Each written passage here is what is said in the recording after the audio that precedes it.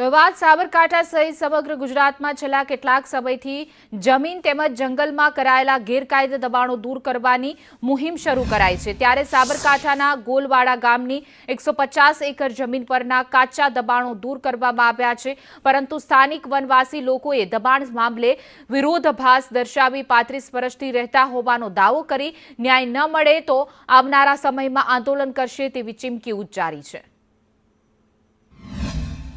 ને અત્યારે જંગલ ખાતાના આરએફઓ સાહેબે આ દબાણ દૂર કરવા માટે એસઆરપી ને પોલીસવાળા બધા બોલાયેલા છે।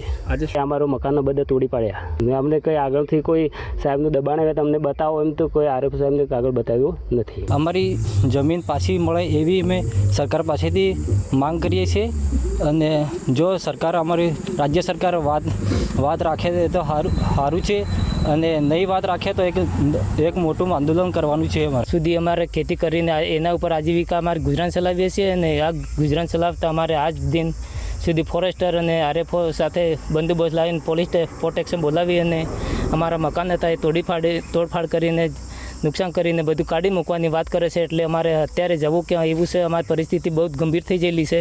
અમારે જલ્દી ને જલ્દી કોઈ બી પુનઃ સમીક્ષા કરીને અમારી જમીન પાછી મેળવવાની પ્રોસેસ કરે। દાણ 2005 પહેલાંનું ના હોવાના કારણે સેટેલાઇટ ઇમેજરી થ્રુ એનું નક્કી કરી અને બધા તમામ દાવા ના મંજૂર કર્યા છે। દાવા ના મંજૂર કરે એટલે પ્રાયોજના વહીવટદાર સાહેબની કચેરીથી તમામને જાણ કરવામાં આવી હતી કે ભાઈ તમારા હક દાવા ના મંજૂર કરેલા છે। એના અન્વયે અમે પણ તમામ ખેડૂતોને જાણ કરી હતી અને જાણ કર્યા બાદ એમને દબાણ પોતે દૂર ના કરતા આજે અમારા દબાણ સરકારશ્રીના આદેશ અનુસાર દૂર કરવાની